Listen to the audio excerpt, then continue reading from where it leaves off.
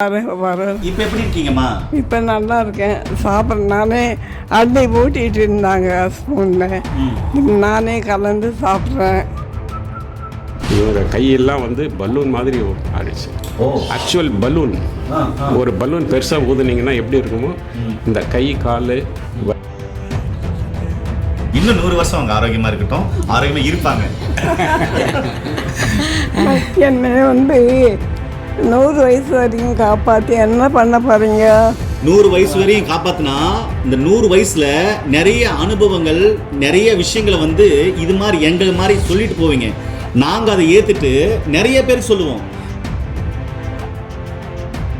அப்பாவுக்கு அப்புறம் எனக்கு அப்பாவாக இருந்தது என்னோட அண்ணா அண்ணி, அவங்க தான் பார்த்துக்கிட்டது. எப்படிப்பட்ட ஒரு வார்த்தை பாருங்க, அந்த வார்த்தை எப்படி என்ன ஃபீல் பண்ண முடியுது, எனக்கு அப்படியே மனசு உடையுது. ஆனந்தம்.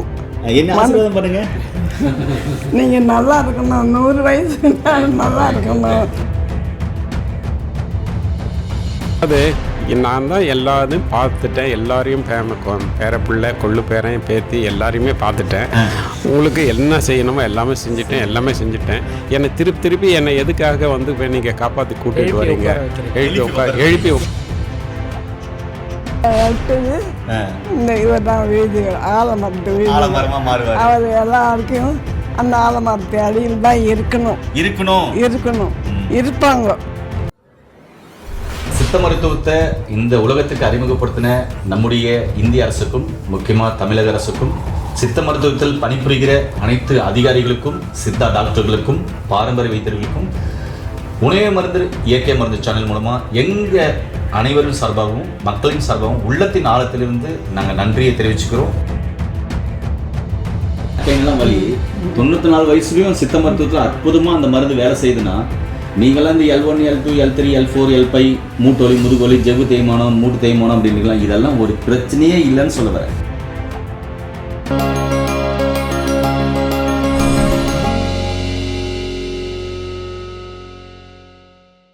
இயற்கையை மருந்து சேனலுடைய மேலும் பல பதிவுகளை தெரிந்து கொள்ள இந்த சேனலை சப்ஸ்கிரைப் செய்யவும், பெல் பட்டனை அழுத்தவும். மேலும் மருத்துவரின் ஆலோசனை பெற இந்த வீடியோவில் உள்ள எண்ணிற்கு தொடர்பு கொள்ளவும். இயற்கை மருந்து நேயர்களுக்கு வணக்கம். நம்முடைய அருகில் பாரம்பரிய சித்த வைத்தியர் மதிப்புக்குரிய வெங்கடேஷ் ஐயா இருக்காரு, இங்கே ரமணன் ஐயா இருக்காரு, சந்தான கிருஷ்ணன் ஐயா இருக்காரு. இவங்க 2 பேரும் 2 முத்துக்கள்னு சொல்லலாம். ஏன்னா கிருஷ்ணவேணி அம்மா மதிப்புக்குரிய அம்மாவுக்கு அப்படி அவங்களுக்கு வயசு 94 ஆகுது. அவங்களுக்கு BP, sugar, heart complaint, kidney சம்மந்தமான பிரச்சனைகளால் இருந்தது.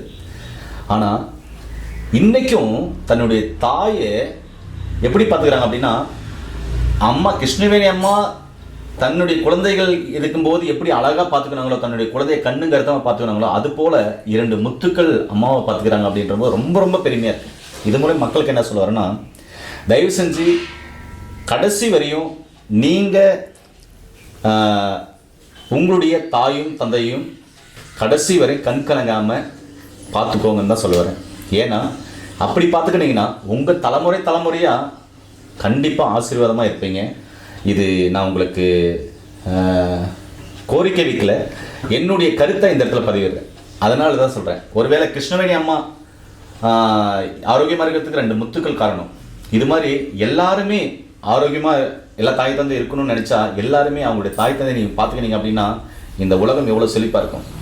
எல்லா முதியோர் இல்லங்களும் மூடப்பட்டிருக்கும். அதுதான் என்னுடைய கருத்து. கைகூப்பி கேட்டுக்கிறேன், இது உங்கள் காலில் விழுந்து கூட கேட்டுக்கிறேன். இனியாவது பெற்றெடுத்த தாய் தந்தரை கடைசி வரை கண்கலங்காமல் கூட வச்சு பார்த்துக்கோங்க. அது உங்கள் குடும்ப தலைமை ஆசீர்வதிக்கப்பட்டிருக்கும். அது நான் பதிவு செய்ய ஆசைப்பட்றேன். சரி, இவங்களுக்கு என்ன நடந்தது? இப்போ ஆரோக்கியமாக இருக்காங்க, அதுக்கு 2 முத்துக்கள் காரணம். சித்த மருத்துவத்தின் மூலமாக இது சாத்தியம், அற்புதமாக நடந்திருக்கு, ஒரு மிராக்கல் நடந்திருக்கு. அது என்ன அப்படின்ற முழுமையான தகவலை இந்த காணொலியில் பார்க்க போகிறோம். வாங்க வீடியோ கொள்ளலாம். ஐயா வணக்கம் ஐயா. வணக்கம் ஐயா. ஐயா வணக்கம் ஐயா. வணக்கம். வணக்கம் ஐயா. அம்மா வணக்கம். இன்னைக்கு ஐயாவை பார்க்க வந்திருக்கோம். ஏன் 2 முத்துக்கள் சொல்கிறோம் அப்படின்னு சொன்னால், அந்த 2 முத்துக்கள் ஒரு மாபெரும் பொக்கிஷத்தை இதுவரைக்கும் பாதுகாத்து ஆரோக்கியமாக வச்சுருக்காங்க அப்படின்னு சொன்னால், கடவுள் கொடுத்த ஒரு அற்புதமான மணிகள் தான் சொல்லணும். அப்படிப்பட்ட பிள்ளைகளை பெற்றெடுத்த தாய்க்கு நான் முதல் நன்றியை தெரிவிச்சுக்கிறேன். நன்றிம்மா. ரொம்ப அருமையான பிள்ளைங்களை பெற்றெடுத்திருக்கீங்க. நீங்களும் ஆரோக்கியமாக இருக்கீங்க. நன்றி ஐயா. நீங்கள் சொல்லுங்கள், அம்மாவுக்கு என்னென்ன பிரச்சனைகள் இருந்தது? வர்றவங்க சொந்த பந்தம் வந்தவங்களுக்கெல்லாம் சொல்லிட்டீங்க, டாக்டர்லாம் நாள் குறிச்சிட்டாங்க, என்னென்னமோ சொன்னீங்க, எனக்கு தெரியல. நடந்ததை அப்படியே நீங்கள் சொல்லுங்க ஐயா. வணக்கம். என்னோடய பேர் வந்து சந்தானகிருஷ்ணன். இது வந்து என்னோடய அம்மா. இவங்களுக்கு வந்து இப்போது 94 வயசு ஆகுது. இவங்களுக்கு ஏற்கனவே வந்து ஹார்ட் பிரச்சனை இருக்குது, பிபி இருக்குது, சுகர் இருக்குது, எல்லா பிரச்சனைகளும் இருக்குது. அதாவது இது வந்து 20-25 வருஷத்துக்கு முன்னாடியிலிருந்து இது இருக்குது. அப்பப்போ வரப்பெல்லாம் வந்து இங்கிலீஷ் மெடிசனில் போயிட்டு ட்ரீட்மெண்ட் எடுத்துக்கிட்டு வந்துட்டுருப்போம். 2020 வந்து, அதாவது கோவிட் டைமில், கரெக்டாக கோவிட் டைமில் ரொம்ப சீரியஸ் ஆகிட்டு இங்கே எங்களுக்கு அந்த திருவள்ளூர் கிட்டே இருக்கிற ஒரு பெரிய மருத்துவமனைக்கு அழைச்சின்னு போனோம். அங்கே போயிட்டு ஒரு டாக்டர், பெரிய சீஃப் டாக்டர் கார்டியாலஜிஸ்ட் பார்த்தோம். பார்த்து அவர் என்ன சொன்னார், செக் பண்ணி பார்த்துட்டு இவங்களுக்கு வந்து இம்மீடியட்டாக ஆன்ஜியோ பண்ணணும், ஹார்ட்டில் கொஞ்சம் பிரச்சனை இருக்குது அப்படின்னு சொன்னாங்க. அப்புறம் ஆன்ஜியோ பண்ணணும்னு சொன்னால் இவங்களுக்கு வந்து ஏஜ் வந்து ஒரு தடையாக இருக்குது. அதனால் இப்போ ஆன்ஜியோவும் பண்ண முடியாது, ஆனால் மெடிசனில் தான் நீங்கள் வந்து அப்படி தள்ளிட்டு போகணும் அப்படின்னு சொல்லிட்டாரு. அப்புறம் நான் வந்து முடிவு பண்ணது, அவர் டாக்டர் பர்சனலாக கேட்டேன், ஓப்பனாக சொல்லுங்கள் டாக்டர், அவங்களுக்கு இன்னும் எவ்வளோ நாள் டைம் நீங்கள் குறிப்பீங்க அப்படின்னு சொன்னேன். கொஞ்ச நேரம் தாங்கிட்டு மேக்ஸிமம் 5 மாதம் அப்படின்னு சொன்னார். 5 மாதம்தான் இப்போ இருக்கிற ட்ரீட்மெண்ட்டு கொடுக்காம, ஆன்ஜியோ பண்ணாமல் வெறும் மெடிசன் மட்டும் கொடுத்துட்டு இருந்தீங்கன்னா 5 மாதம் உங்களுக்கு நீங்கள் போகலாம். சரி, முடிச்சுட்டு என்னோடய தம்பி தங்கை எல்லாரோட்டும் டிஸ்கஸ் பண்ணிவிட்டு வீட்டுக்கு அழைச்சின்னு வந்துட்டோம். அழைச்சிட்டு வந்துட்டு அந்த மெடிசன்லாம் கொடுத்துட்ருக்கிறப்போ திரு வெங்கடேசன் அவர் இருக்காருங்களா, அவர் வந்து என்ன பண்ணார், என்னோடய தம்பிக்கு ரொம்ப க்ளோஸ் ஃப்ரெண்டு. அவராண்ட சொல்லியிருக்கவே அவர் என்ன பண்ணார், வந்து பார்த்துட்டு நீங்கள் இந்த நான் கொடுக்குற மருந்தையும் கொடுங்க அப்படின்னு சொன்னார். அது கொடுத்த பிறகு அது கொடுக்க ஆரம்பிச்சிட்டு என்ன ஆகுதுன்னா, இவர் அந்த டாக்டர் சொன்ன 5 மாதம் கடந்தது, 1 வருஷம் கடந்தது, 2வது வருஷம் கடந்தது, 3வது வருஷம் கடந்தது. அந்த மெடிசனை கொடுத்துக்கிட்டு தான் இருக்கிறோம். இதுக்கிடையில் வராமல் பிரச்சனை வந்ததுன்னா அப்பப்போ போயிட்டு பார்த்துட்டு அங்கே என்ன டாக்டர் என்ன சொன்னார்னா, அந்த அப்போ இம்மீடியட்டாக அப்போ தேவைக்கு என்ன வேணுமோ அதை ரெக்கவர் பண்ணிவிட்டு திருப்பி வந்து வெங்கட் கொடுக்க மருந்து தான் மறுபடியும் சாப்பிட ஆரம்பித்தோம். ஸோ அது வந்து என்ன ஆகுதுன்னா, அந்த இம்மீடியட் நோயிலேருந்து கொஞ்சம் விலகி வந்துட்டு அங்கேருந்து மறுபடியும் பூஸ்ட் பண்ணிட்டு போயிட்டுருந்தோம். அப்படி போயிட்டு இருந்தப்போ இப்படி தான் வந்து 5 வருஷமாக கடந்து போயிட்டுருந்தோம். அதுக்கப்புறம் என்னாச்சுன்னா, இப்போ போன மாதம் என்னாச்சுன்னா, கொஞ்சம் இருமல் அதிகமாகிடுச்சு இவங்களுக்கு. இந்த சீசன் சரியில்லாததுனால இவங்களுக்கு இருமல் சளி அதிகமாகிட்டு ஒரு ஸ்டேஜில் வந்து எங்கள் லோக்கல் டாக்டர் அழைச்சின்னு போனோம். அங்கே பார்த்துட்டு செக் பண்ணி பார்த்துட்டு இவங்களுக்கு வந்து நிமோனியா அஃபெக்ட் ஆகிருக்கு, உடனே அட்மிட் பண்ணி நீங்கள் ட்ரீட்மெண்ட் எடுக்கணும்னு சொல்லி பண்ணாங்க. அட்மிட் பண்ணிவிட்டு ட்ரீட்மெண்ட்டு எடுத்து நிமோனியாவுக்கு மேக்ஸிமம் ரொம்ப அஃபெக்ட் ஆகிருக்கு, லங்ஸ் எல்லாம் கூட உள்ள சளி ஃபார்ம் ஆகிருக்கு அப்படின்னு சொன்னாங்க. சரி, அங்கேயே அட்மிட் பண்ணிவிட்டு டாக்டர்ஸ் எல்லாம் வந்து ட்ரீட்மெண்ட் கொடுத்துட்டு இருந்தாங்க. ஈவன் ஐசியூலே கொஞ்ச நாள் வச்சுருந்தாங்க, உள்ளவே அங்கே 2 நாள் வச்சுருந்து அப்புறம் நார்மல் வார்டுக்கு கொண்டு வந்து ட்ரீட்மெண்ட் கொடுத்து ஒரு 5 டேஸ் கழித்து டிஸ்சார்ஜ் பண்ணி அனுப்பினாங்க. டிஸ்சார்ஜ் பண்ணுறப்போ இதுக்கிடையில் என்ன ஆகுதுன்னா, அவங்களுக்கு வந்து யூரின் சரியாக வரல, கை கால்லாம் வீங்க ஆரம்பிச்சிருது. அதுக்கு என்ன பண்ணால் மறுபடியும் அவர் வந்து அந்த நெஃப்ராலஜிஸ்ட் ஒரு ஸ்பெஷலிஸ்ட் வரவழைச்சு அங்கெல்லாம் ட்ரீட்மெண்ட் கொடுக்க ஆரம்பித்து அவர் வந்து மேக்ஸிமம் மருந்தெல்லாம் கொடுத்துட்டு வீட்டுக்கு இதுக்கு மேலே ஒன்றும் செய்ய முடியாதுங்க, நீங்கள் வீட்டுக்கு போயிட்டு எதாவது பிரச்சனையெல்லாம் நீங்கள் வாங்க அப்படின்னு. இங்கே டிஸ்சார்ஜ் பண்ணி வந்த 2வது நாள் மறுபடியும் வந்து கை கால்லாம் ரொம்ப அதிகமாகிடுச்சு, வீக்கம் அதிகமாகிடுச்சு, ஒயிட் செல்ஸ் இன்க்ரீஸ். அது வந்து இதுக்கப்புறம் என்ன பண்ணால் மறுபடியும் அங்கே அட்மிட் பண்ணிவிட்டு அங்கே செக் பண்ணுறப்போ என்னாச்சுன்னா, பிளட் டெஸ்ட்லாம் எடுத்து பார்த்தாங்க. பிளட் டெஸ்ட் எடுத்து பார்த்துட்டு அந்த ரிசல்ட்டை வந்துட்டு பார்த்துட்டு என்னை தனியாக கூப்பிட்டு சொன்னார் டாக்டர். அந்த ரிசல்ட்டை பார்த்துட்டு இதில் வந்து ஒயிட் பிளட் செல்ஸ் கவுண்ட்டு வந்து 21,000 இருக்குது. முதல்ல 19,000 இருந்தது, இப்போ 21,000 ஆகிடுச்சு. அண்டு இந்த கிரியாட்டின் லெவல் வந்து 7க்கு போயிருக்கு அப்படின்னு சொல்லிட்டாரு. அதனால் இது என்ன சிம்டம்னா, உங்களுக்கு கிட்னி ஃபெயிலியர் தான் இது. அதனால் இது வந்து நான் ஒன்றும் பண்ண முடியாதுங்க. இப்போ இருக்கிற மெடிசனுக்கு மேலே நான் மேக்ஸிமம் வந்து நான் கொடுத்துட்டேன். எவ்வளோ ஆன்டிபயோட்டிக் கொடுக்க முடியுமோ கொடுத்தோன்னே இதுக்கு மேலே இவங்க வயசுக்கு கொடுக்க முடியாது. அதனால் இதுக்கப்புறம் நீங்கள் கொடுக்கணும்னு சொன்னீங்கன்னா டயாலிசிஸ் தான் பண்ணணும். டயாலிசிஸ் வந்து இவங்க ஏஜுக்கு இப்போ தர முடியாது.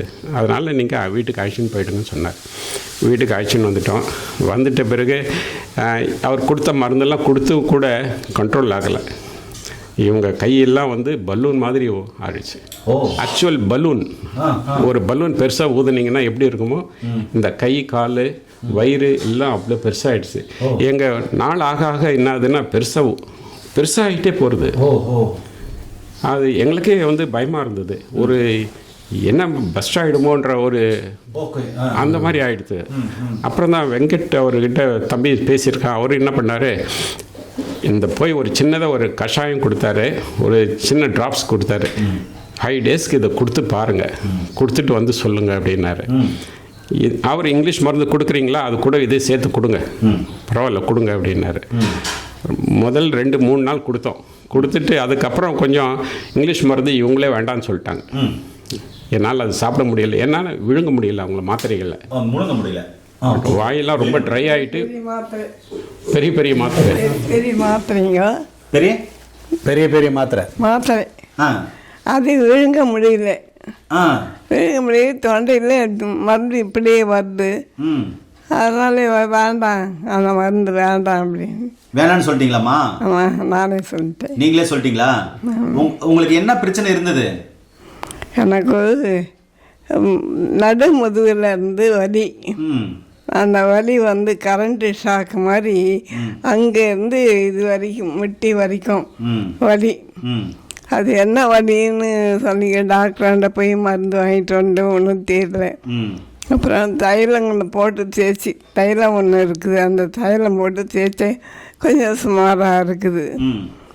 அது பிறகு அதையே தேய்ச்சிக்கிட்டு இருந்தேன். மறுபடியும் டாக்டர்கிட்டே போகலாம் அப்படின்னு இங்கேயே சேர்த்து ட்ரீட்மெண்ட்டு கொடுத்தாங்க. ட்ரீட்மெண்ட்டு கொடுத்த பிறகு எனக்கு அந்த ஊசி போட்டு இதெல்லாம் வீங்கி போய் அந்த ஊசியெல்லாம் கற்பாகி போச்சு. 2 கையிலையும் ஒன்றுமே செய்ய முடியல. அது மாதிரி சாப்பிட கூட முடியல.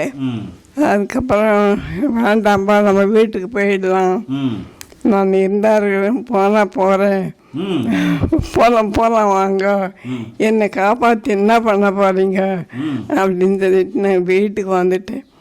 வீட்டுக்கு வந்துட்டு சார் வந்து மருந்து கொடுத்தாரு. வயிறு கருங்கல்லாட்டம் ஆயிடுச்சு. கருங்கல் மாதிரி ஆயிடுச்சு. வயிறு இவ்வளோ பெருசாக ஒன்றும் சாப்பிட முடியல, தண்ணி கூட குடிக்க முடியல. அப்புறம் ஒரு மருந்து கொடுத்த பிறகு கொஞ்சம் இறங்கிது. 2-3 நாளில் கொஞ்சம் ஓரளவுக்கு வந்துடுச்சு. பிறகு வந்து அதையே சாப்பிட்டுக்கிட்டு வந்தேன். டாக்டர் மருந்து கேப்சர்லாம் வேண்டாம், டேப்லெட்டெல்லாம் வேண்டாம், நான் இவ்வளோ பெருசு வந்து முழுங்க முடியல. அது போய் அந்த வாசனை வந்து ஏப்பம் வந்துக்கிட்டு சாப்பிட பிடிக்கல, அந்த ஸ்மெல்லுக்கு. அதான் வேண்டாம் நிறுத்திட்டு இந்த மருந்துங்களை தான் சாப்பிட்டுக்கிட்டு வரேன். இப்போ எப்படி இருக்கீங்கம்மா? இப்போ நல்லா இருக்கேன். நானே அள்ளி ஊட்டிகிட்டு இருந்தாங்க ஸ்பூனில், நானே கலந்து சாப்பிட்றேன். நானே கஞ்சி தான் குடிக்கிறேன் காலையில். நவதானிய கஞ்சி, அது கஞ்சி சாப்பிட்றேன். கஞ்சி சாப்பிட்றப்பாடு இப்போ நல்லா இருக்கு. என்னன்னா நடக்க முடியல, நடக்கிறதுக்கு இந்த வாக்கர் வச்சு 2 பக்கம் 2 பேர் பிடிச்சிக்கிட்டு வந்தாக்கா அப்படியே நடக்கிறேன். இங்கே பெட்ரூமுக்கு போவேன், பெட்ரூம்லேருந்து இங்கே வந்து அப்புறம் நேற்றுக்கு என்ன பண்ணேன், கொஞ்சம் வெயிலில் போய் உட்காரலாம். வெயிலில் போய் உட்காரலான்னு போய் உட்காந்தேன். கொஞ்சம் தோட்டம் தரவு நாய் குட்டி போட்டுக்குது, அது எல்லாத்தையும் பார்த்துக்கிட்டு கொஞ்சம் அங்கேயே 2 மணி நேரம் காலத்தை கழிச்சேன். 2 நாளாக அப்படி இருந்தது. சரி, இன்னைக்கு நான் போகலை. இன்னைக்கு சரி சாப்பிட்டேன். சீக்கிரமாகவே எழுந்துட்டேன். இன்னைக்கு யாரும் தூக்கம் கிடையாது. ராத்திரியில் வந்து தூக்கமே கிடையாது சுத்தமாக. நீ எழுந்துக்கிட்டு இருந்து பழைய நினைவுகள்லாம் வருது. பழைய நினைவுகள்லாம் வருது. கஷ்டமாக இருக்குது. இப்படியெல்லாம் வந்தோமே, இப்படியெல்லாம் இருந்தோமே அப்படின்னு போயிடுது. அப்புறம் ரொம்ப கஷ்டமாக இருந்தது. அப்படி நான் கடவுளை வேண்டிக்கிட்டே இப்படி இருக்குன்னு. காலையில் என்ன சாப்பிட்டீங்க? காலையில் வந்து காஃபி, அதாவது நவதானிய கஞ்சி அல்லது ஓட்ஸ் கஞ்சி. ஓட்ஸ் கஞ்சி, நவதானிய கஞ்சி. என்னைக்காவது ஒரு நாளைக்கு டிஃபன் செஞ்சாங்கன்னா சாப்பிட்றீங்களான்னு கேட்பாங்க. விரும்பி பிடிச்சா சாப்பிடு, இல்லைன்னா வேண்டாம் எனக்கு கஞ்சியை கொடுத்தது. சரிங்கம்மா. மதியம் என்ன சாப்பிடுவீங்க? மதியம் வந்து சாதம் தான் சாப்பிடுவேன். ஒரு கரண்டி சாதம், ஒரு கரண்டி கீரை, ஒரு கரண்டி பொரியல், அப்புறம் ஒரு கரண்டி வந்து ஒரு கப்பில் ரசம். அதை வந்து கீரை போட்டு கலந்து சாப்பிடுவேன். முதல்ல கீரை கலந்து காய்கறி தொட்டு சாப்பிட்டேன்னா அதுக்கு மேலே சாப்பிட முடியாது. அந்த கடைசியாக வந்து ரசத்துக்கு சாதம் இருக்காது. ரசத்தை குடிச்சிடுவேன். அப்படி குடிச்சிருந்தேன். ரசத்தை குடிச்சிடுவேன். அவ்வளோதான், முடிஞ்சு போச்சு.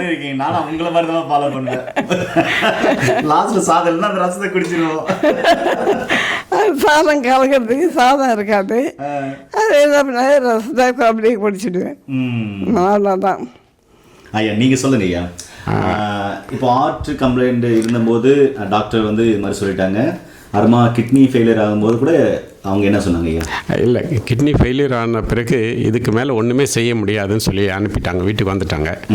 வீட்டுக்கு வந்துட்ட பிறகு இவர் வெங்கட் அந்த மருந்து கொடுக்கறதுக்கு முன்னாடி இது மாதிரி கையெல்லாம் வீங்கி போகிறதுன்னு சொல்லவே, ஆமாம்மா அது அது வீங்கி போயிருக்குன்னு சொன்னோடனே எல்லாருக்குமே வந்து போட முடியல.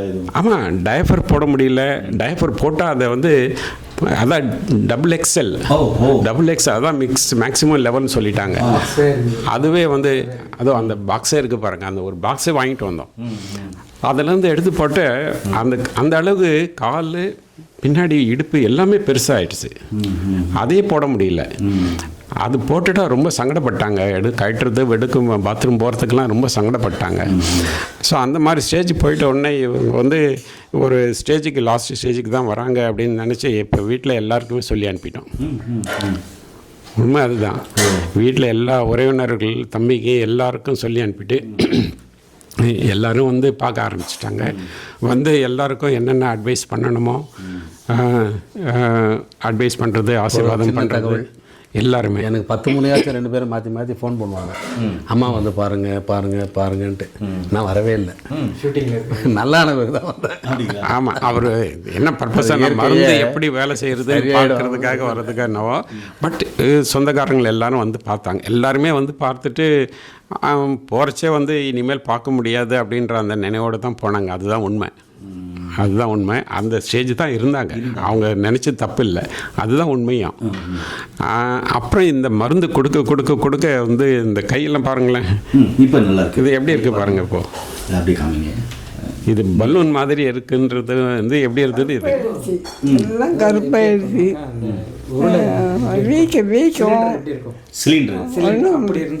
ஒரு டம்ளர் கூட பிடிக்க முடியாது. ஒரு டம்ளர் கூட பிடிக்க முடியாது. அவ்வளோ பெருசா இருந்துச்சம்மா கை. அவ்வளோ வலி வேற. ஸ்கின்னும் கலர் மாறி இருந்ததுங்களா? ஸ்கின் கலர் என்னாச்சுன்னா, அந்த செம்மரம் இருக்குது இல்லைங்களா, செம்மரத்தை அந்த கலந்து குங்குமத்தை கலந்து பூசினா, கை மேல் பூசினா எப்படி இருக்கும் அந்த அளவுக்கு ரெட்டிஷ் ஆகிட்டே வருது. கையெல்லாம், கை, இந்த இடுப்பு, தொடை பக்கம் எல்லாமே ரெட்டிஷ் ஆகிடுச்சு. கால்லாம் வந்து இந்த யானைக்கால், ஆக்சுவலி யானைக்கால் எப்படி இருக்குமோ அந்த மாதிரி இருந்தது கால். இப்போ இந்த மருந்து வாங்கி சாப்பிட்டேன். அந்த வலிக்கு பேக் பெயின் தான். நடு முதுகுலேருந்து இந்த கால் வரைக்கும் அப்படி ஒரு வலி, தூக்கமே கிடையாது சுத்தமாக. பகல்லையே எனக்கு அதனால் சாப்பாடு பிடிக்கல. இப்போ அந்த வலி இருக்காமா? இப்போ அந்த வலி கிடையாது. வலி 94 வயசு ஃபுல்லாக வலி, பேக் பெயின் எல்லாம் வலி. 94 வயசுலையும் சித்த மருத்துவத்தில் அற்புதமாக அந்த மருந்து வேலை செய்யுதுன்னா, நீங்களாம் இந்த L1, L2, L3, L4, L5 மூட்டொலி, முதுகொலி, ஜவ்வு தேய்மானம், மூட்டு தேய்மானம் அப்படின்லாம் இதெல்லாம் ஒரு பிரச்சனையே இல்லைன்னு சொல்ல வரேன். சித்த மருத்துவத்தில் இதுக்கான சிறப்பான சிகிச்சைகள் இருக்குது. அருகில் இருக்க சித்த மருத்துவத்தில் போய் பாருங்கள், பாரம்பரிய வைத்தியர்களை போய் பாருங்கள், கண்டிப்பாக மருந்துகள் இருக்குது தானே. சொல்லுங்கய்யா. இப்போ இந்த இதுதான் இப்போ நேரடியாக நீங்கள் பார்க்குறீங்க இல்லையா, இதுதான் உண்மை. இதுதான் உண்மை. இப்போ வந்து ஏற்கனவே வந்து பார்த்துட்டு போன அந்த உறவுகள்லாம் வந்து பார்த்துட்டு ஆச்சரியமாக வந்து பார்த்துட்டு போகிறாங்க. அவ்வளோ ஆச்சரியமாக சந்தோஷமாக வந்து எல்லாம் வந்து பார்த்துட்டு நான் இருக்க மாட்டேன் அப்படின்ற ஒரு முடிவில் எல்லாரும் வந்து பார்த்துட்டு போயிட்டாங்க. பேரெல்லாம் வந்து யூஎஸ்லேருந்தே வந்துட்டான். ஓ ஆமாங்க. பார்த்துட்டு இவங்க வளர்த்த பேரன், அதனால இவங்க கூடவே இருந்து அதுக்கப்புறமா சரி கொஞ்சம் பரவாயில்லன்றதுக்கு அப்புறம் தான் கிளம்பி போனான். இதுக்கு இந்த அளவுக்கு மாறுதல் வர்றது இந்த மெடிசன் கொடுத்ததுக்கு வந்து இந்த நேரத்தில் வந்து வெங்கடேசன் ஐயாவுக்கு ரொம்ப நன்றி. சித்தர்களுக்கு தான் பெரிய பெரிய இது நன்றி. இதுக்கு எனக்கு உறுதுணையாக இருந்தது வந்து தம்பி. அடுத்து ஆமாம், இதுக்கு அப்புறம் எனக்கு பின்னாடி இருந்தது வந்து என்னோட மனைவி. ஆமாம், என்னோட மனைவி. எனக்கு மனைவி தான் இதுக்கு எனக்கு உறுதுணையாக எப்போவுமே எனக்கு கூட இருந்தது. தம்பிக்கு அப்புறம் என்னோடய மனைவி 2 பேருமே வந்து 2 பக்கமும் இருந்து எனக்கு சப்போர்ட் பண்ணாங்க. இதுக்கு அடுத்த லெவலில் வந்து என்னோடய தங்கைகள்லாம் இருந்தாங்க. 2-3 தங்கைகள் இருந்தாங்க. 3 பேருமே வந்து அப்பப்போ வந்து பார்த்துட்டு கூடவே இருந்து சப்போர்ட் பண்ணியிருக்கிறாங்க. ஒரு தங்கை வந்து 1 மாதம் இருந்தாங்க, இன்னொரு தங்கை வந்து 1 வாரத்துக்கு ஒரு தடவை வந்துட்டு போகிறாங்க. ஸோ இவங்களோட சப்போர்ட்டில் தான் நான் இந்த அளவுக்கு கொஞ்சம் மீண்டு வந்தாங்கன்றது வந்து அதுதான் உண்மை. இதுக்கு பேசிக்காக இருந்தது வந்து நம்ம வெங்கட்டையா கொடுத்த மருந்து தான். அந்த மருந்து தான் இதுங்க டேபிளில் வச்சிருக்கிறது.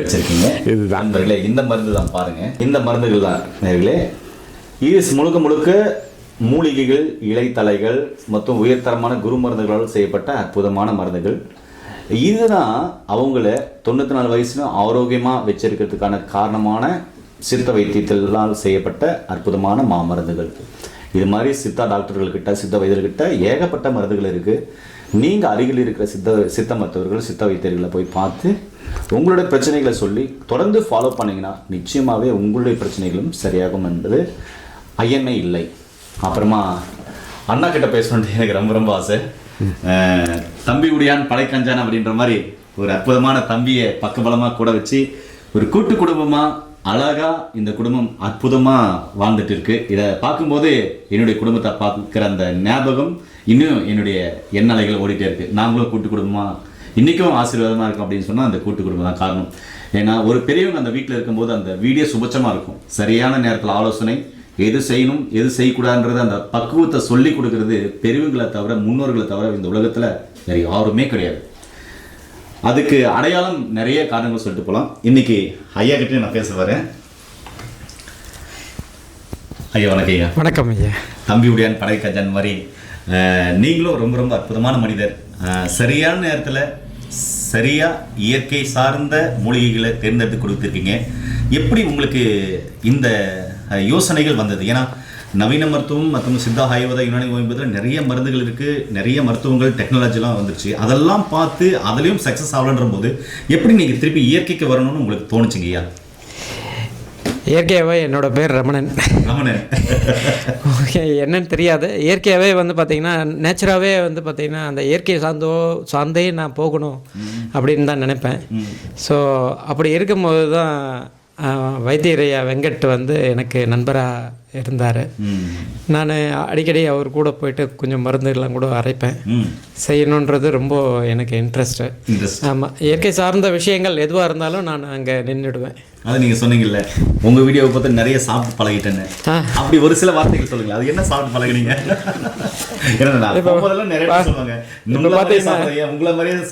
பீர்க்கங்காயெல்லாம் வந்து நான் பச்சை சாப்பிட மாட்டேன். கோவக்காய் சாப்பிடுவேன், கேரட் சாப்பிடுவேன், இதெல்லாம் சாப்பிடுவேன். இன்னும் இப்போல்லாம் வந்து நூக்கல் கட் பண்ணாங்கன்னா நூக்கல் எடுத்து வாயில் போட்டுக்கிறது, பீர்க்கங்காய் இருந்ததுன்னா வாயில் போட்டு, புடலங்காய் இருந்தாலும் வாயில் போட்டுறது. ஸோ அப்போ அந்த நேரம் வந்து உங்கள் ஃபேஸ் வந்து எனக்கு வரும். கண்டிப்பாக எப்படியா இருக்குது அது தெரியாதுங்க. ஆனால் அந்த சாப்பிட்றோமே, அது சாப்பிட்டா நல்லது அப்படின்னு நினைக்கும் போது அந்த டேஸ்ட் எல்லாம் தெரியறது இல்லை. அந்த ஃபீல் மட்டும் பண்ணுறீங்க? ஆமாம், ஃபீல் பண்ணுவேன். என்னோட அம்மா என்ன சொல்ல, என்னோட 13 வயசில் என்னோட அப்பா தவறிட்டார். அப்பாவுக்கு அப்புறம் எனக்கு அப்பாவாக இருந்தது என்னோட அண்ணா அண்ணி, அவங்க தான் வந்து பார்த்துக்கிட்டது. எப்படிப்பட்ட ஒரு வார்த்தை பாருங்க, அது அந்த வார்த்தை எப்படி என்ன ஃபீல் பண்ண முடியுது, எனக்கு அப்படியே மனசு உடையுது. இப்படிப்பட்ட ஒரு ஃபேமிலி எனக்கு இருக்காங்க, இப்படிப்பட்ட ஃபேமிலியில் என்ன கொஞ்சம் சேர்ந்து இந்த நாள் கொஞ்சம் டைம் ஸ்பெண்ட் பண்ண முடிஞ்சது என் வாழ்க்கையில நான் மறக்க முடியாத, எனக்கு 44 வயசு ஆகுது, மறக்க முடியாத ஒரு அனுபவம். இன்னும் இந்த உலகத்தில் இருக்க வரையும் மறக்க முடியாது என்னால். சொல்லுங்கய்யா. அம்மா தான் வந்து அதுக்கப்புறம் வந்து என்னை ரொம்ப கண்டிப்போடும், எப்போ அரவணைக்கணுமோ அப்போ அரவணைச்சு, எப்போ கண்டிக்கணுமோ அப்போ கண்டிப்பாங்க. ரொம்ப ஜாஸ்தி, ஏன்னா எனக்கு அப்பா பாசம் என்னன்னு தெரியாது, அது வளர்ந்துட்டேன். அம்மா தான் மெயின், அம்மா அண்ணன் தான் என் கூட இருந்தவங்க. சகோதரிகள், என்னோட அண்ணி, என்னோட அக்காவுங்க எல்லாருமே வந்து ரொம்ப சப்போர்ட்டிவாக இருப்போம். அப்போத்துலேருந்தே எல்லாரையும் இழுத்து பிடிச்சது என்னோட அம்மா தான். அவங்க எல்லாருமே நல்லது பண்ணும்போதும் கையில் பிடிச்சிருந்தாங்க, ஏதாவது சின்ன சின்ன விஷயங்கள் போகும்போதும் கையில் பிடிச்சி இழுத்து பிடிச்சாங்க. ஸோ அது அம்மா தான். ஸோ அதனால் என்ன ஆச்சுன்னா, திடீர்னு இப்போ எல்லாம் யூஸ்வலாக போயிட்டு இருந்தது.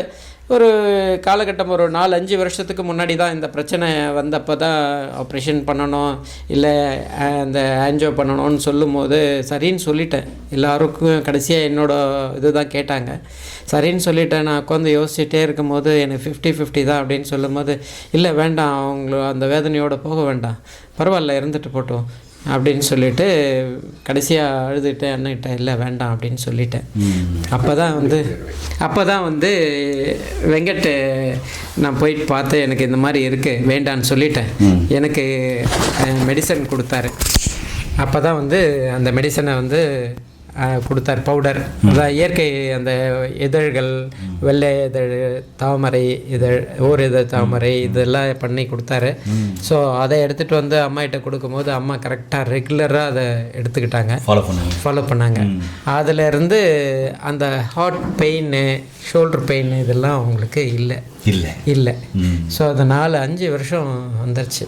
இவங்க சொல்லுவாங்களாமே அடிக்கடி, நான் எப்பயோ போய் சேர்ந்துருக்கு வேலை, திருப்பி எனக்கு என்ன திருப்பி உயிர் கொடுத்து திருப்பி இந்த உலகத்துல பல கேட்குற மாதிரி இல்லை யாராவது. அது உண்மைதாங்க, அது உண்மைதான். அது அதாவது நான் தான் எல்லாத்தையும் பார்த்துட்டேன், எல்லாரையும் பேரப்பிள்ளை கொள்ளு பேரன் பேத்தி எல்லாரையுமே பார்த்துட்டேன். உங்களுக்கு என்ன செய்யணுமோ எல்லாமே செஞ்சுட்டேன். என்னை திருப்பி என்னை எதுக்காக வந்து நீங்கள் காப்பாற்றி கூட்டிகிட்டு வரீங்க, எழுப்பி உட்கார வைக்கிறீங்க. ஏன்னா இது வந்து 5வது முறைங்க, 5வது முறை இது மாதிரி. ஒவ்வொரு முறையும் அந்த லாஸ்ட் ஸ்டேஜ் போயிட்டு ஆக்சுவலி எம்மன் கிட்ட சண்டை போட்டு இப்போ திருப்பி கூட்டிகிட்டு வர மாதிரி, விளிம்புக்கு போயிட்டு திருப்பி கூப்பிட்டு வரோம். அந்த மாதிரி போராடி கூப்பிட்டு வரது நீங்கள் 2 பேர் தான். இதுக்கு உண்மையாகவே நாங்கள் மனசார நான் சொல்கிறேன், நீங்கள் உங்கள் குடும்பம் வாழையடி வாழையா இன்னும் 100 வருஷம் 200 வருஷம் 1000 வருஷம் கண்டிப்பாக நல்லா இருப்பீங்க. நன்றி. இதில் கடைசியாக என்ன சொல்ல வரேன்னா, இந்த நேயர்களுக்கெல்லாம் வந்து இந்த மருந்து சாப்பிட்றப்ப வந்து நம்பிக்கையோடு சாப்பிடணும், அதுதான் முக்கியம். நம்பிக்கை இல்லாமல் நீங்கள் வெறுமனே ஏதோ தரணும் சாப்பிட்டா அது நிச்சயமாக அது பலன் கொடுக்காதுன்றது என்னுடைய கருத்து. அதாவது நீங்கள் இது வந்து இங்கிலீஷ் மருந்து மாதிரி உடனே உங்களுக்கு எஃபெக்ட் கொடுக்காது. அது it will take its own time. அது போய் உடம்புல இருந்து அதனுடைய அந்த மாற்றத்தை ஏற்படுத்தி அதுக்கு ஏற்ற மாதிரி செய்கிறதுக்கு கொஞ்சம் நாள் எடுத்துக்கும். அது வரைக்கும் கொஞ்சம் பொறுமையாக இருந்து இந்த மருந்து எடுத்துக்கிட்டிங்கன்னா டெஃபினட்டாக வந்து இந்த ஒரு பெரிய ஒரு ஆரோக்கியத்தை அதுக்கு எதிர்பார்க்கலான்றது வந்து, இதற்கு உதாரணம் வந்து இது பக்கத்தில் உட்காந்துட்டுருக்க என்னோடய அம்மா தான் இதுக்கு உதாரணமாக இருக்கிறாங்க. அப்படின்றது தான் என்னோடது. எல்லாருமே ஒரு நம்பிக்கையாக இந்த மருந்து சாப்பிட்டு நீங்கள் வைத்தியர்கிட்ட சொல்லும்போது உண்மையாக என்ன நடந்ததுன்றது மறைக்காமல் எதுவுமே சொல்லணும். அப்போ தான் அவர் வந்து என்னதுன்றது கரெக்டாக அசஸ் பண்ணி டயக்னோஸ் பண்ணி அதுக்கு மருந்து கொடுக்க முடியும்ன்றது. எதுவும் இருந்தால் சின்ன விஷயம் தானே அப்படின்னு சொல்லி விட்டுறக்கூடாது. எது சின்ன விஷயமா இருந்தாலும் அதையும் சொன்னால் தான் அவர் அதிலேயே மனசில் ஏற்றிக்கிட்டு அதுக்கேற்ற மருந்து அவர் கரெக்டாக கொடுப்பாருன்றது என்னோடய எண்ணம். நன்றி, வணக்கம். நீங்க சொல்லுங்க. இந்த மெடிசன் எல்லாமே எனக்கு கூடவே இருந்து பார்த்ததுனால எனக்கு என்னால் உணர முடியும் அது என்ன மெடிசன், எது எப்படி செய்கிறாங்க, எவ்வளோ நாள் ஆகும், எந்த முறையில் செய்கிறாங்க அப்படிங்கிறது வந்து எனக்கு அதில் பரிச்சயமானது, ஓரளவுக்கு பரிச்சயமானது. ஸோ இதில் நண்பர்கள்லாம் சொல்லும் போது என்ன சொல்லுவாங்கன்னா அதில் சைடு எஃபெக்ட் இருக்கான்னு கேட்பாங்க. இப்போ நீங்கள் சொல்லுங்கள், நீங்கள் தான் அனுபவிச்சிருக்கீங்க. 94 வயசு அம்மா 5 முறை பார்த்தீங்கன்னாக்கா அந்த மரண பிடியிலிருந்து கூட்டு வந்து இன்றைக்கும் ஆரோக்கியமாக இருக்காங்க. இன்னும் 100 வருஷம் அவங்க ஆரோக்கியமாக இருக்கட்டும், ஆரோக்கியமாக இருப்பாங்க. என்னை வந்து 100 வயசு வரைக்கும் காப்பாற்றி என்ன பண்ண போகிறீங்க? 100 வயசு வரையும் காப்பாத்தினா இந்த 100 வயசுல நிறைய அனுபவங்கள், நிறைய விஷயங்களை வந்து இது மாதிரி எங்களை மாதிரி சொல்லிட்டு போவீங்க. நாங்கள் அதை ஏற்றுட்டு நிறைய பேர் சொல்லுவோம், நீங்க உண்மையாவே வாழும் கடவுள். அதனால நீங்க சொல்லுங்க, இன்னும் 100 வருஷம் இருக்கணுமா வேணாவா? நீங்க இருந்தீங்கன்னா இருக்க வேண்டாம். எனக்கு வந்து 100 வயசு ஆச்சுன்னா இவங்களுக்கு தான் என்ன வயசு இருக்கும்? என்ன வயசு இருக்கும்? எனக்கு 76 கேட்டேன், சொல்லுங்க. எனக்கு 76 வயசு ஆகும். 76 வயசு ஆகும். 76 வயசு ஆகுமா? அப்போ அதுக்கப்புறம் எனக்கு 100 வயசு ஆகிற போது என்ன வயசு? எனக்கு தண்ணி கொடுக்கணும், சாப்பாடு கொடுக்கணும், உட்கார்ந்த இடத்துல தான் இருப்பேன். அப்போ வந்து சாப்பாடு தண்ணி வேண்டியது எனக்கு உட்கார்ந்த இடத்துலயே வரணும். முடியுமா? உங்களுடைய நல்ல மனசுக்கு பொக்கிஷம் மாதிரி இவ்வளவு பேர் இருக்காங்க. இன்னும் பேரம் பேத்தி இருக்காங்க, கொள்ளு பேத்தி இருக்காங்க, எல்லாரும் நல்லா பார்த்துப்பாங்க. அது முடியாது. நீங்க சொல்றீங்களே சொல்லுமா, கொள்ளு பேச்சிலாம் இப்பெல்லாம் வந்து யார் அது அப்படின்னு கேட்குற மாதிரி இருக்குது. அந்த உலகம் அப்படி இருக்கு, அப்படி இருக்குது, அப்படி இருக்கு. அவங்க சொல்றது புரியுதுங்களா? அதாவது ஜாயிண்ட் ஃபேமிலியில கூட்டு குடும்பமா இருந்தா அந்த கொள்ளு பேத்தி அவங்க எல்லாம் தெரியும். இன்னைக்கு தான் திருமணம் ஆகிட்டு தனித்தனியா போயிடுறோம்ல. ஆமா, வேலை நிமித்தம் வெளியே போயிடும். யாரும் கஷ்டப்படுத்த இல்லை. ஒரு காம்பவுண்டுக்குள்ள ஒரு கூட்டுக்குள்ள தான் இருக்கும். குழந்தைங்களை உள்ள விட்டு நம்ம வேலைக்கு போயிடுறோம். அப்போ இந்த பாசம் கிடைக்காதுன்னு சொல்ல வராங்க. அது மாதிரி அவங்க எவ்வளவு ஃபீல் பண்றாங்க பாருங்க. நீங்க சொல்றது உண்மைதாம்மா. அப்படி எனக்கு சேவை செய்ய முடியுமா? முடியாது அப்படின்னு நினைக்கிறீங்க. ஆனா கண்டிப்பா முடியும். நீங்க நீங்க நீங்க நீங்க நீங்க பிள்ளைங்க கஷ்டப்படாத இப்ப கூட உங்க பிள்ளைங்களை குழந்தை மாதிரி பாக்குறீங்களா? அவங்களும் அது மாதிரி உங்களை பாத்துப்பாங்க. அவங்க நல்லா இருக்கணும்னு தான் நான் வேண்டிக்கிறேன். நான் கடவுள் என்னை சீக்கிரம் கூட்டியும் போ, படுக்கும் போது, எழுந்திரிக்கும் போது, சாப்பிடும் போது வேண்டிக்கிறேன். சூரிய பகவான் தான் வேண்டின்னு இருக்கேன். ஆனால் என்னை நல்லபடி படுக்க வைக்காத என்னை தூக்கத்திலேயே கூட கூட்டின்னு போயிடும். அதாவது வீட்டில் இருக்கிற ஒவ்வொரு அதாவது பெரியவங்களுடைய எண்ணமும் என்னன்னா, அந்த வயசான காலத்திலும் தன்னுடைய பிள்ளைங்களுக்கு எந்த ஒரு கஷ்டத்தையும் கொடுத்துடக்கூடாது. தன்னுடைய ஜீவன் போதுனாலையும் அது ஆரோக்கியமா தூங்கும் போதே போயிடணும், என் பிள்ளைங்க நல்லா இருக்கணும் அப்படின்னு அந்த எண்ணம் இருக்கு பாருங்க. அந்த எண்ணத்தினாலே அவங்க இன்னும் 100 வருஷம் ஆரோக்கியமா இருப்பாங்க. அது எண்ணம் போல் வாழ்க்கைன்றாங்களா, அந்த எண்ணம் தூய்மையா இருக்குது, பால் மாதிரி பரிசுத்தமா தூய்மையா இருக்குது. இதுக்கு அழிவே இல்லை. அதனாலதான் சொல்றேன், இந்த மாதிரி கூட்டு குடும்பத்தில் வாழுங்க. எப்படிப்பட்ட ஒரு வார்த்தைகள் பாருங்க. இதெல்லாம் எத்தனை கோடி கொடுத்தாலும் இது மாதிரி ஸ்பீச் பண்ண முடியாது. அது நம்ம வீட்டுக்குள்ளே. வேற இடத்துல ஸ்பீச் பண்றது கேட்டிருக்கலாம், மகான்கள் அறிஞர்கள் பேசுறது, அப்புறமா நிறைய புத்தர்கள் சித்தர்கள் பேசுறது கேட்டுக்கலாம். இவங்களும் வாழும் புத்தர், சித்தர், வாழும் கடவுள். எப்படிப்பட்ட ஒரு வார்த்தைகள் வருது பாருங்க. இதுதான் இந்த குடும்பத்துக்கான ஆரோக்கியம் உள்ள ஒரு வேர். இதுதான் ஆலமரம். இந்த ஆலமரத்துக்கு கீழே தான் இவ்வளோ என்ன சொல்றது ஜீவன்கள் ஆரோக்கியமா இருக்கிறதுக்கான காரணம் இந்த ஆலமரம் கெட்டியா இருக்கு. அதான் சொல்றேன், விழுதுகள் இவங்களாம் விழுதுகள். நான் தெரியாம சொல்லிட்டேம்மா, நன்றி, மன்னிச்சுக்கோங்க. ஏன் நேர்களே, ரொம்ப நல்ல அருமையான ஒரு காணொளி. அதாவது இது எத்தனை வருஷம் போனாலும் காலத்தால் அழியாதது. நான் கடைசியா என்ன சொல்றேன்னா, இப்படிப்பட்ட ஒரு அற்புதமான பாரம்பரிய சித்த வைத்தியர்கள், அருமையான மனிதர்கள், நல்ல மனம் கொண்ட எனக்கு அடுத்த விழுது அவங்க அவர்தான். எனக்கு அடுத்தது இந்த இவர் தான் விழுதுகள், ஆலமரத்து விழுது. அவர் எல்லாருக்கும் அந்த ஆலமரத்து அடியில் தான் இருப்பாங்க.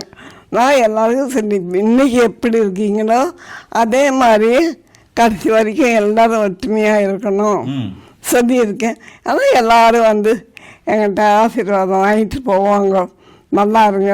உங்களை மாதிரி இந்த குடும்பம் மாதிரி இந்தியா முழுவதும் இருந்துச்சுன்னா உலகம் முழுசும் இந்தியாவை திரும்பி பார்க்குமா? அப்படிப்பட்ட ஒரு அற்புதமான ஒரு குடும்பத்தை இன்னைக்கு கடவுள் காமிச்சிருக்காரு. கடவுளுக்கு நன்றி, உங்களுக்கு ரொம்ப ரொம்ப நன்றிம்மா. என்ன நேரிலே நான் கடைசியாக கேட்குறது என்னென்னா, உங்களை கைக்குப்பி கேட்குறது என்னென்னா, சித்த மருத்துவத்தில் எல்லா நோய்க்கும் சொல்லப்போனால் 4448 வியாதிக்கும் நிறைய கேட்குறீங்க. அதாவது 4448 வியாதி, ஒவ்வொரு வியாதியும் சொல்லுங்கன்னு சொல்லியிருக்கீங்க.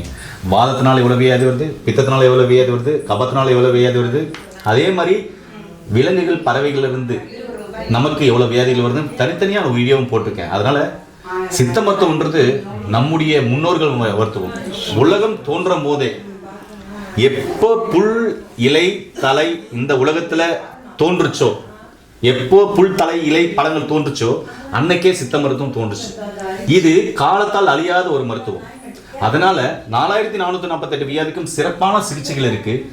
நீங்க எந்த மருந்து வேணாலும் எடுத்துக்கோங்க, மருத்துவர்களை பாருங்க, மருத்துவ முறையை கடைப்பிடிங்க.